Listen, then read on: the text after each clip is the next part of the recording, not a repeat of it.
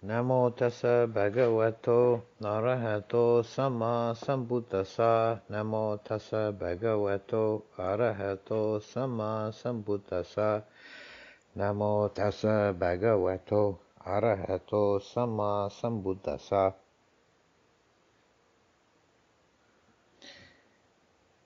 One of the path factors is right speech, samavacha. Speech is one of the faculties that we possess as human beings, and it's very easy for us to take it for granted and to trivialize its importance.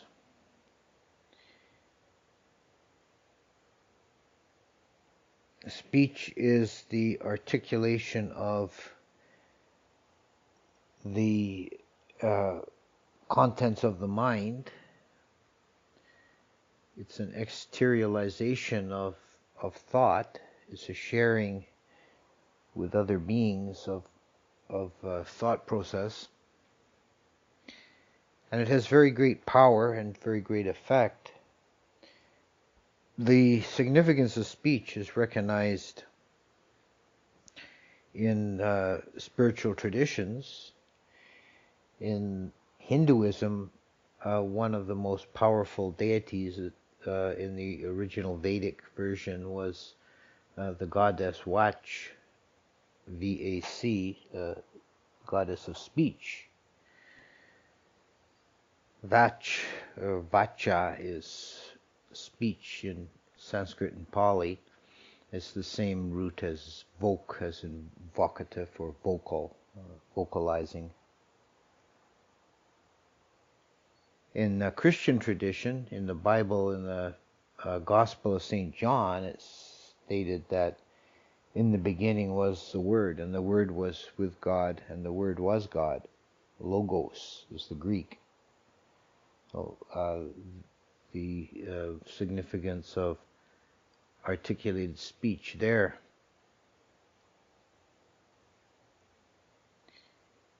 In terms of the path factor of right speech,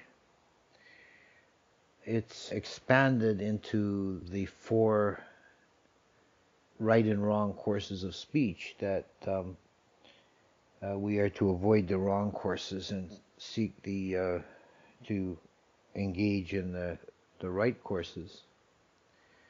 The first and the most important is speaking truthfully, and wrong speech is speaking that which is untrue. Truthfulness, satya, is also one of the paramis, one of the 10 paramis, so it's a factor that was very much emphasized by the Buddha, something that some modern Buddhist scholars have pointed out, is that in the Jataka stories, there's 500 and some Jataka stories of the Buddhas, of the Bodhisattvas of previous lifetimes. It's said that you can find examples in those stories where he wasn't completely virtuous, and you can find examples of him breaking all the precepts except the precept against false speech. He never uttered an untruth in all of the Jatakas.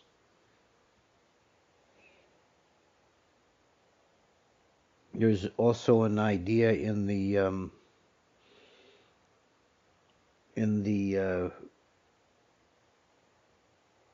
commentarial tradition of something called an asservation of truth, that a person makes a true statement with there might even be, in some cases, it's even an admission of some wrongdoing, but more often it's a statement of virtue. Like if someone says truthfully, I have never knowingly killed a human being, and by the power of this assertion of truth, may such and such happen, and then some miraculous event comes to pass. So there's an idea that speech, true speech, has great power. And speech, as I said at the outset, is an externalization of the interior of the contents of the mind, of the processes of the mind. So the first aspect of truthfulness is being true to oneself, to be honest with oneself. And there's lots of ways we can fool ourselves, we can pretend that something isn't so. But facing reality courageously and open-heartedly is living with truth.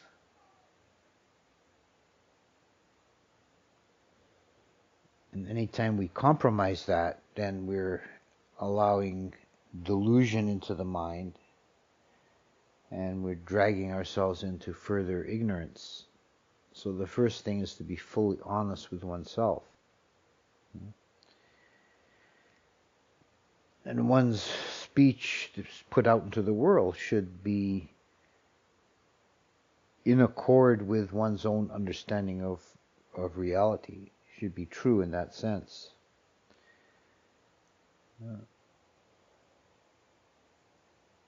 That might mean truthfully saying, I don't know. I don't know about that.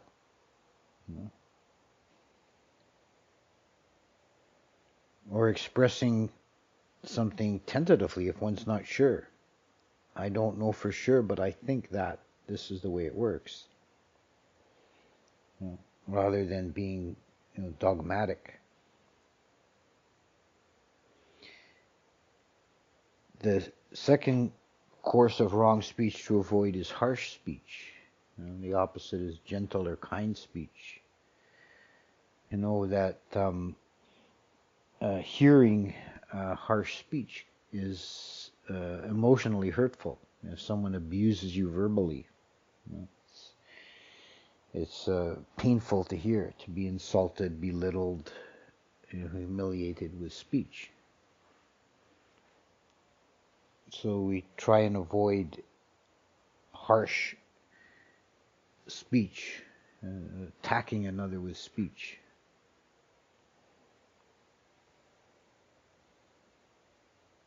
There's a Jataka story where the Bodhisattva was born as an ox, and he had supernormal degree of strength. He was extremely powerful, and he also had the power of speech, which often the animals in the Jataka stories do. They're a bit like Aesop's fable in that way. And the farmer who he belonged to had come upon bad times. And he'd always treated this ox really well, and the ox was quite fond of him. And the farmer had fallen on hard times with the crop failures and so on, and he thought he was going to lose his farm. And the ox said, I can help you, master. Go into the town and make a bet that your ox can drag 100 fully loaded carts. And when he went into town and put this out, people said, oh, he's drunk, he must be an idiot. So they took bets, large sums of money, and then set a time for the demonstration, and they had the ox hooked up to 100 loaded carts. And then this farmer now was all blown up with his own self-importance, and he started abusing the ox verbally. Come on, you lazy oaf, get a move on, you dumb brute.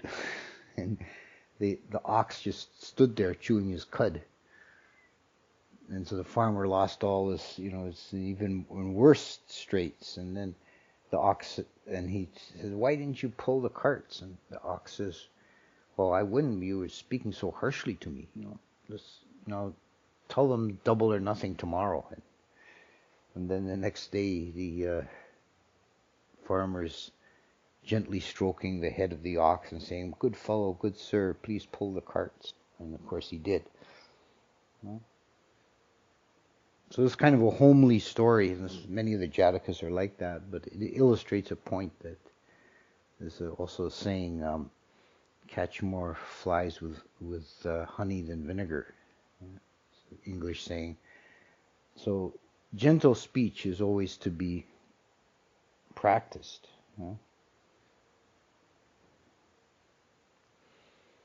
The third course of wrong speech is slander, which is defined as telling tales here, heard there. In other words, spreading gossip, which is a really natural form of human intercourse. It's a lowly form, but it happens everywhere. It happens in monasteries as well as everywhere else. You get people talking about other people. The Buddha praised very highly those who make peace between those who are at enmity, and criticized those who set at enmity those who are at peace. So the recommended course of action when you hear gossip is to counter it by trying to say something good about the person. They'll say, Joe is so lazy, such a bum. And you say, well, Joe is, he's got a good heart. He's always been generous with me. So you try and find something. Don't reiterate, don't agree with the gossip, and certainly don't spread it about. It's kind of a social disease because people think they're gaining some kind of status points if they can run somebody else down. This is a mechanism that lies behind slander and gossip.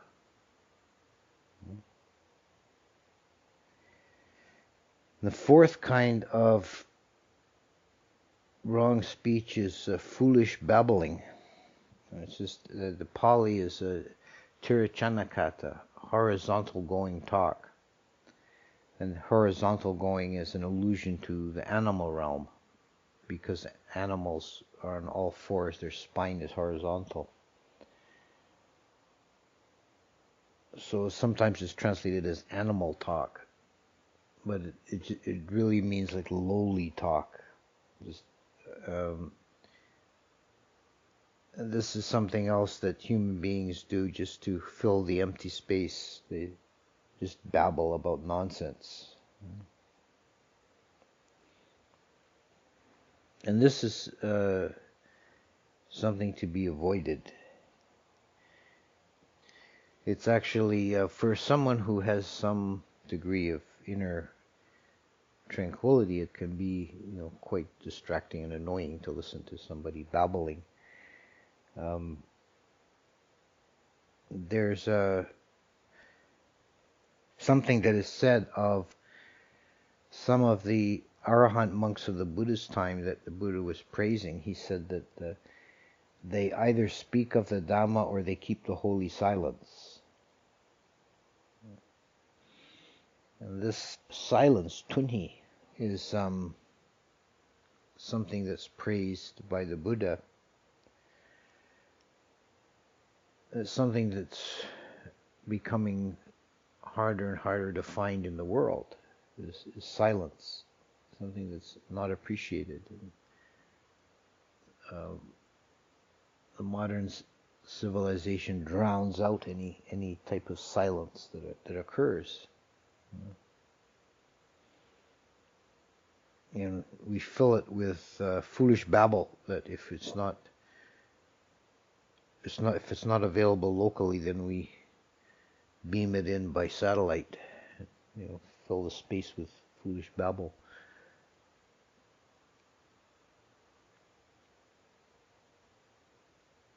Another word for silent, or a noun for like a silent one, is Muni. And one of the titles of the Buddha was Sakya Muni, the silent sage, of the Sakyas. Sakyas was the tribe he belonged to. And the Buddhist community in the early days, as we see in the suttas, had a reputation for liking silence.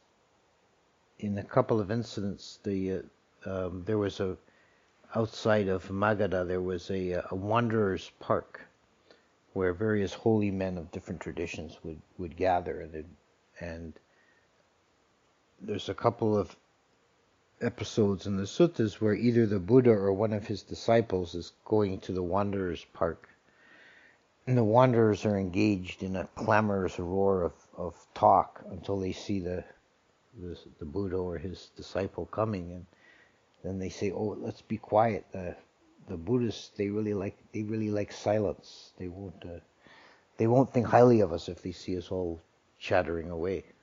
You know?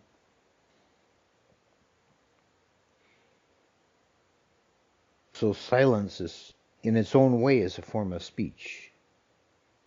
It's the voidness of speech, and it's a high form of speech, just to be silent. So these are the courses of speech to be avoided. There's another teaching that I think is one of the most articulate expressions of what is right speech. There's a sutta that describes the speech that a Tathagata, meaning the Buddha, would utter, and the speech that Tathagata would not utter. And we see the same principles reflected from a new angle here. The first aspect of the Tathagata speech is that it's always true and not otherwise. The second aspect is that it is meaningful and not otherwise. And the Pali here is atta. Speech is connected with atta. This is an important concept in Indian thought, Buddhist and otherwise. And particularly in some of the Hindu texts, it's paired with dharma and artha as two supreme qualities. Artha is the Sanskrit, atta is Pali. It's another one of these terms that's not quite translatable. It means importance or significance, meaning. We could say that one's speech has gravitas. There's a significance and a meaning to one's speech. So this is the opposite of the foolish babble. And we know when someone has this quality of their speech, then people listen to them. Their speech has significance, has meaning. So the speech is true, it's meaningful. The third aspect is that it's beneficial to the listener. That's quite important. That the speech is imparting something of benefit to the listener. Now, it's either some practical knowledge or some kind words of encouragement or some teaching of Dharma, but in some way it's helpful to them. It's good for them to hear it, useful for them to hear it.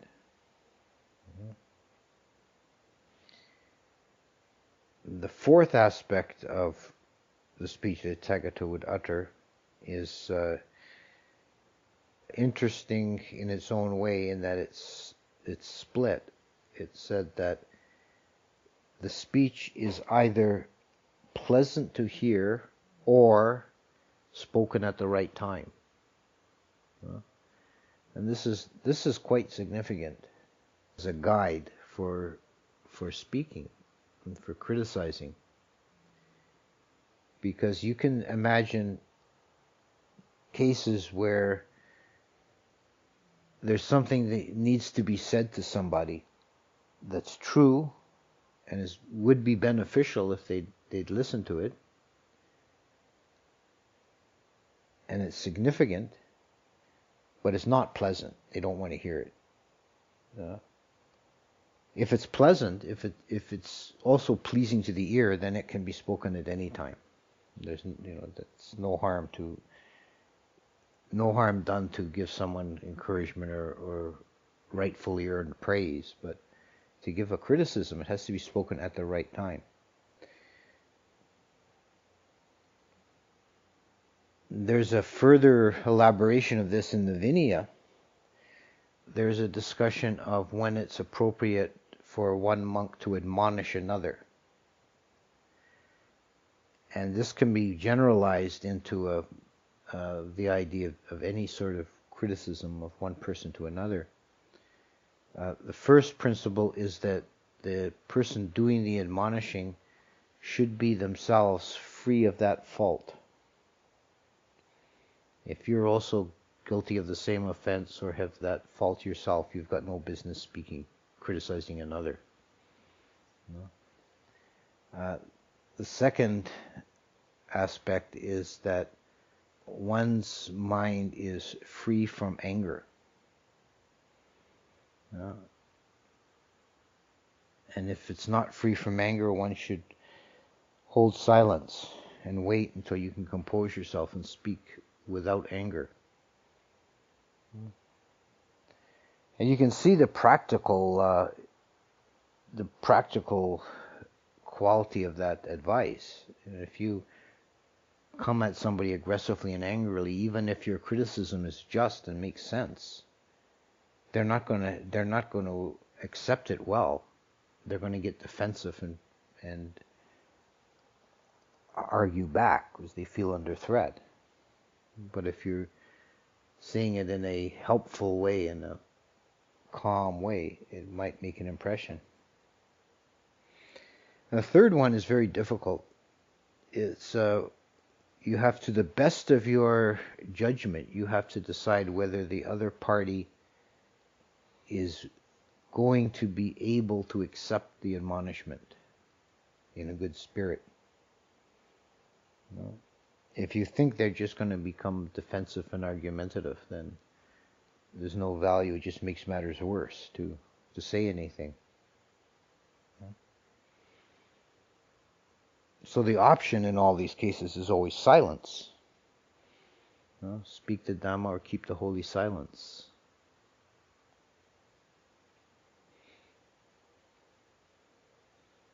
Another aspect of speech that I think is related to the idea of speaking with atta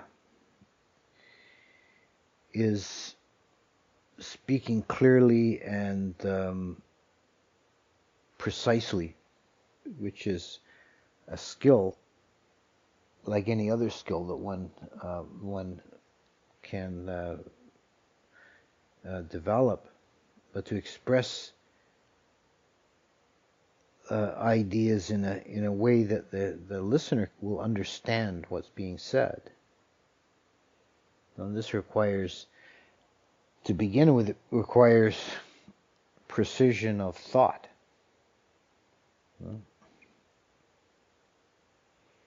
This quality of precision is something that's on another plane, on another level, is very important in it's important in many fields, but it's important in developing mindfulness meditation, developing vipassana, precision of clarity of noticing. This is the aspect of tetramajittata, specific neutrality, being absolutely present with the object of consciousness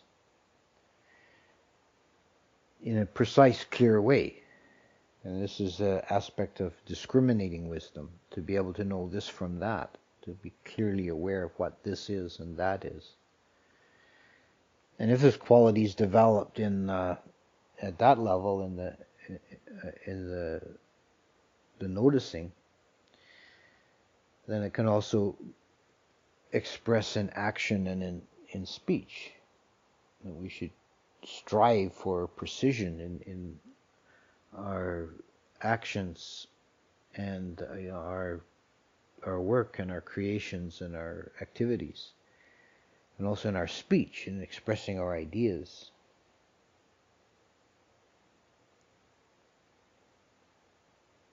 And when we're thinking and talking about the Buddha's teachings about Dhamma,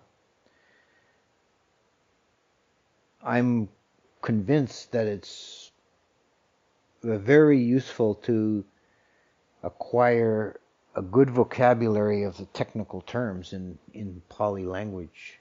So we talking about things in a very precise way. Because if you're developing any kind of skill or craft in any field, whether it's electronics or carpentry or cooking or whatever it might be, there's a technical jargon that goes with any field that allows you to be precise. And this is the same with the Dhamma.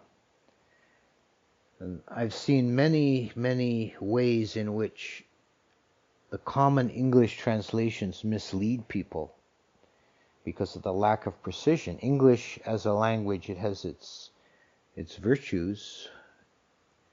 Easy spelling is not one of them, nor is precision about mental states and spiritual qualities, which is where Pali and Sanskrit excel. The vocabulary in Pali to describe mental states and qualities is very precise. And the words have very precise meanings. No two languages are fully isomorphic. Now that means they don't agree with each other completely. If you can take a word like the word dukkha in Pali, it's usually translated suffering. And you can think of it as like a Venn diagram. There are two circles. One is the dukkha and one is suffering. And there's some overlap. But there's some areas outside that where dukkha has this connotation, this meaning, this sense that English word suffering does not convey, and vice versa. The two languages don't map onto each other exactly one-to-one. No. One of the obvious examples of this that I think does a lot of creates a lot of problems in meditation is the translation of samadhi as concentration.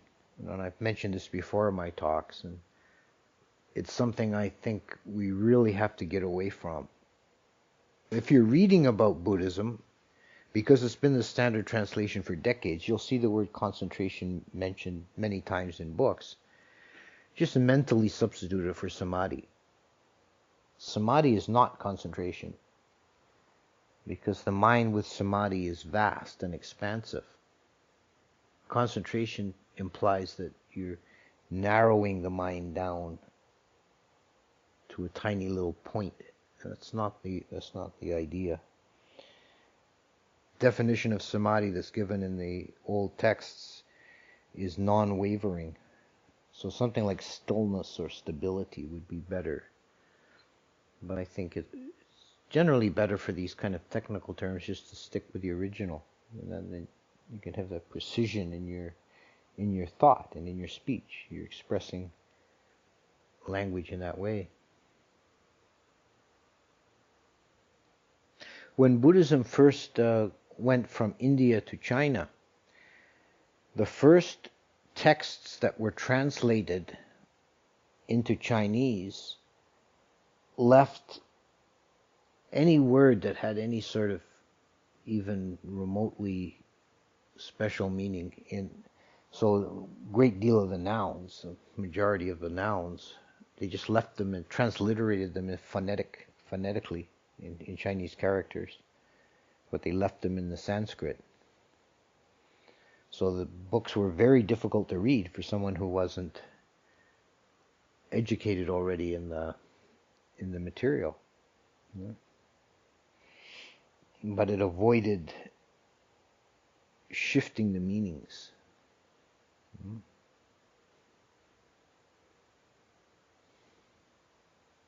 One of the early translators of some of the Thai teachers, translator of Mahabua, one of the early translations, left a lot of words in Pali and Thai in the text, and it had glossary at the back. And in introduction, he explained why his choice of translating in this way. He says that I judge that it's better that the reader not understand than that he misunderstand.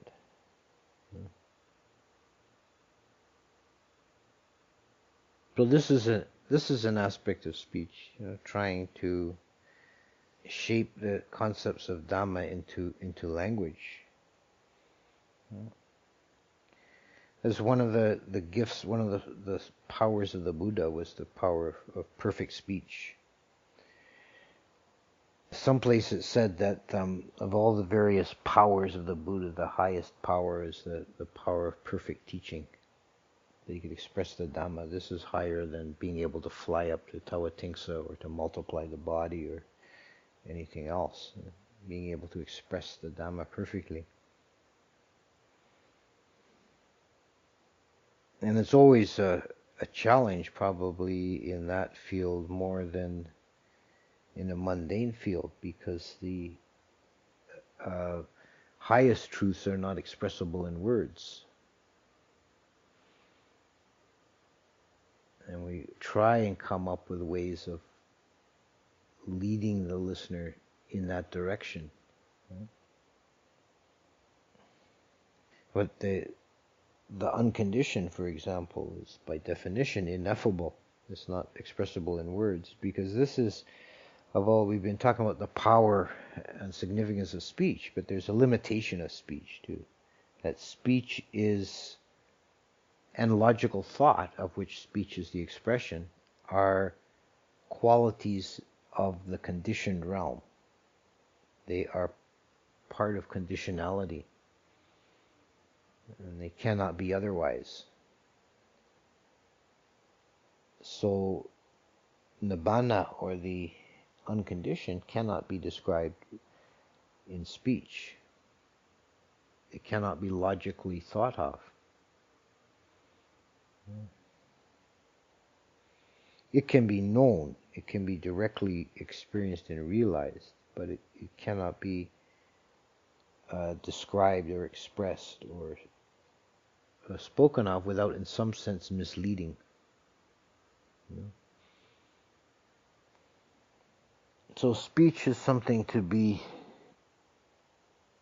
taken seriously, but it does have its limitations. And it's a practice, is part of the path, is right speech. And that includes the ethical considerations that we began with, but it also goes beyond the level of ethics into the level of wisdom. And we can use speech and thought, of which in inner speech, in a way that leads one forward towards liberation. It can't take you all the way, but you should be leading in that direction. And that speech would have those qualities that we've been discussing: truth, significance, precision, clarity, kindness. These are all aspects of good speech.